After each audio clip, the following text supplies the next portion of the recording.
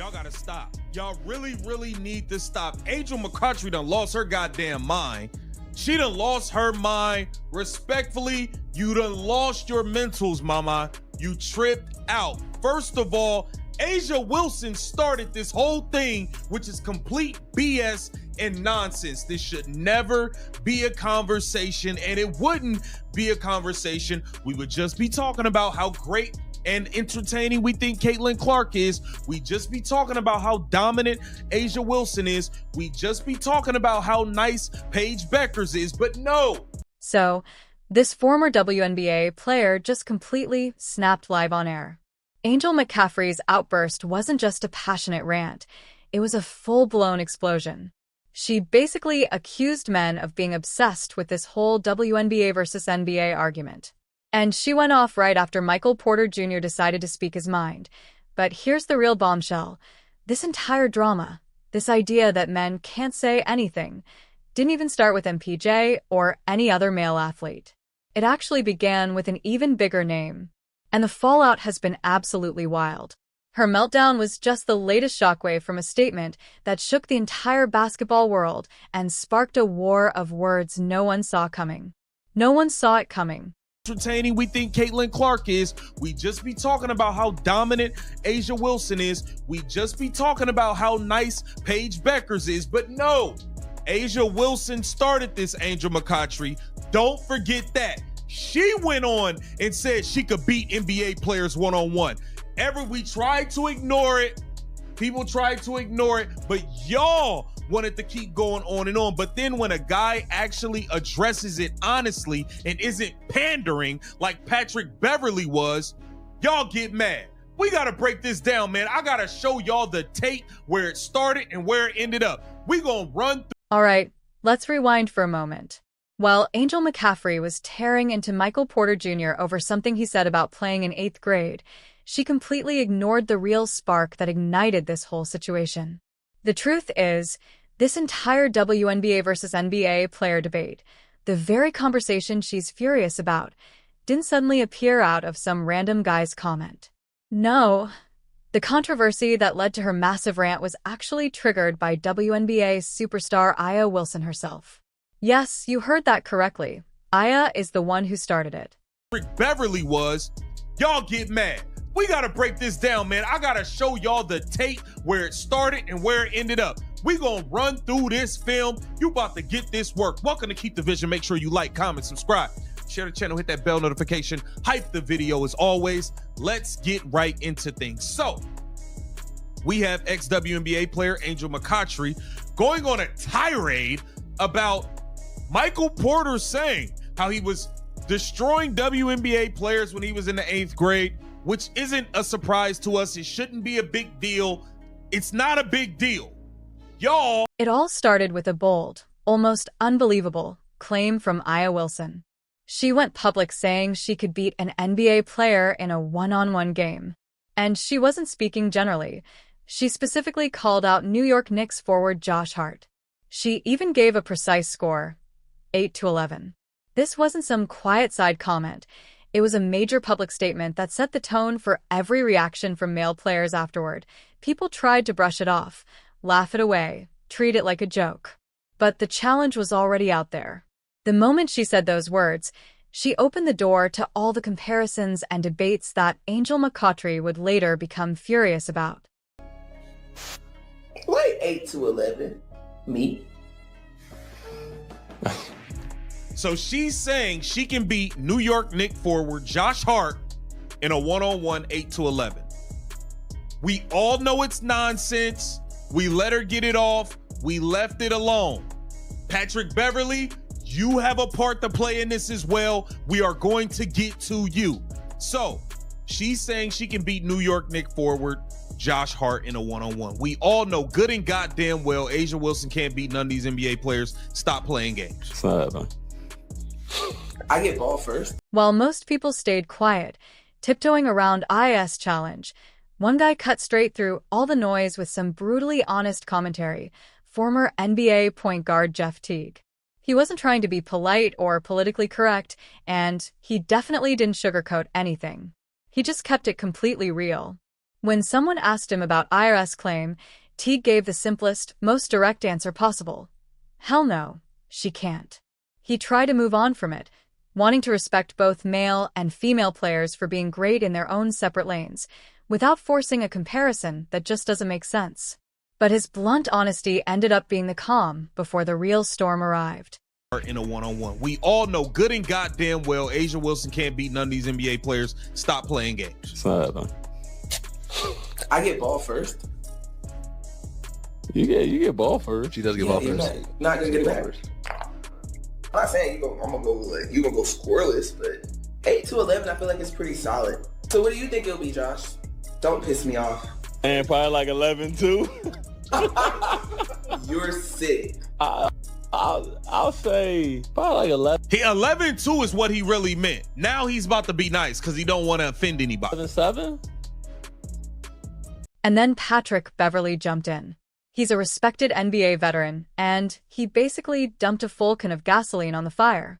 On his podcast, the Pat Bev Pod, he leaned hard into those controversial opinions, suggesting that yes, A'ja Wilson could definitely beat some NBA players. But let's be real, this wasn't some sincere, well-thought-out take. It was a calculated move, a cheap attempt to boost views and engagement. Nobody was even talking about A'ja's challenge anymore. The whole conversation had died out. But Beverley, hungry for clicks, dragged it right back into the spotlight. His pandering reignited the entire uncomfortable debate and changed everything. Pandering?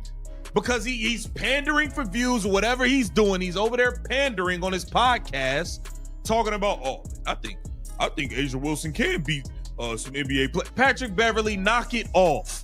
Knock it off. You are a respected player, heart and soul, from the crib, from the city of Chicago. And you know damn well she can't beat no NBA players. And by pandering and doing that on camera, all you're doing is dragging this conversation on. Nobody was even talking about this anymore. It was done. It was over.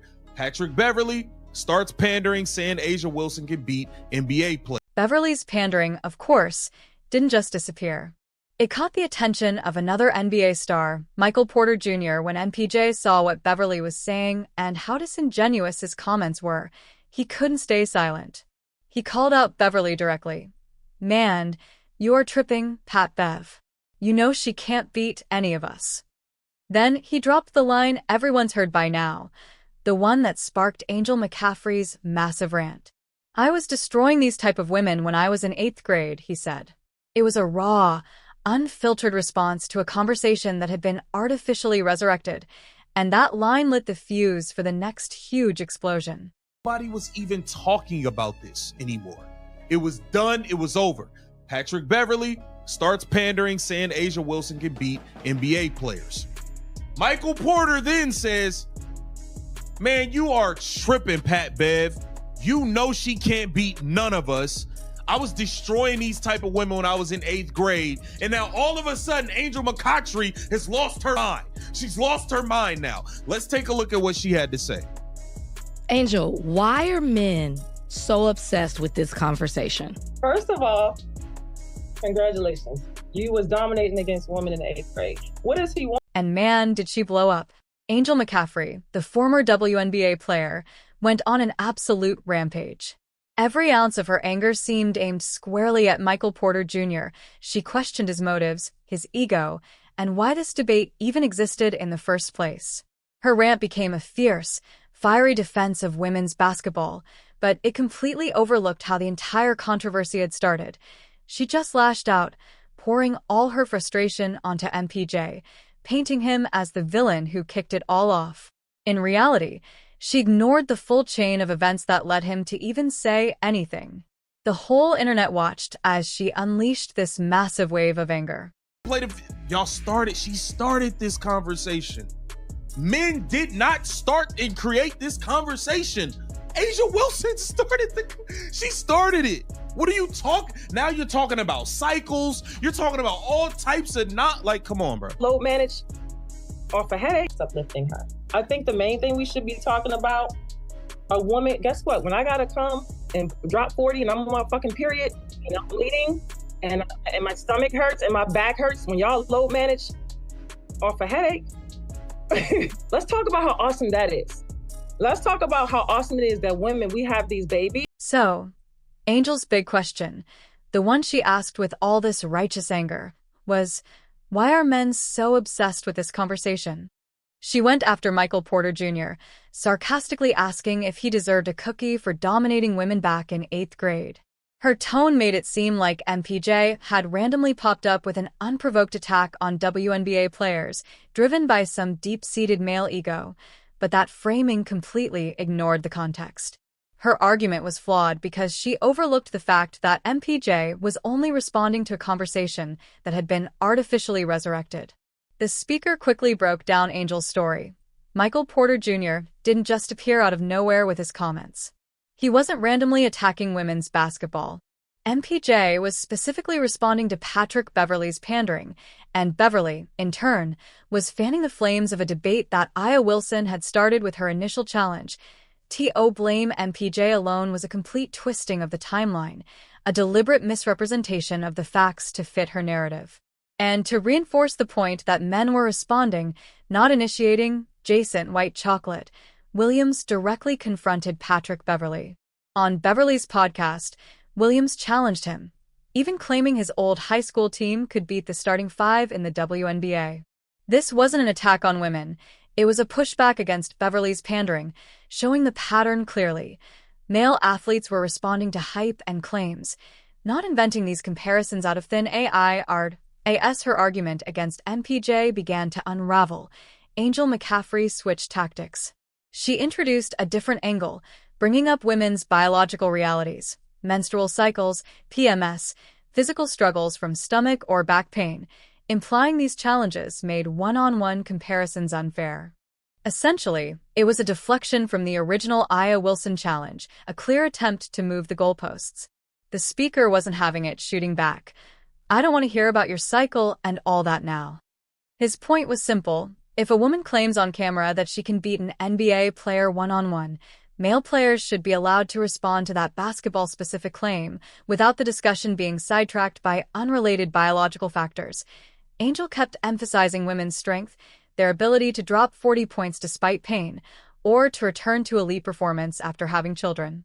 She wanted to shift the focus from the one-on-one challenge to the incredible resilience of female athletes. Her goal was to celebrate women, but her method was flawed. The speaker acknowledged that female athletes' achievements are extraordinary and deserve praise, but he made a critical distinction. Honoring these accomplishments doesn't grant immunity from honest responses to specific claims about beating male athletes. You can't make an extraordinary claim and demand silence when challenged. That's a double standard. Angel then brought up family life, stressing the difficulty of balancing household responsibilities with elite competition. She argued that this double duty made women's accomplishments even more impressive and framed comparisons as unfair. The speaker quickly shut down this point, noting that many NBA players are also husbands and fathers who manage their families and still dominate their sport. The domestic burden isn't unique to female athletes. The struggle is universal. In a final attempt, Angel invoked Kobe Bryant, claiming he always uplifted women and avoided these debates.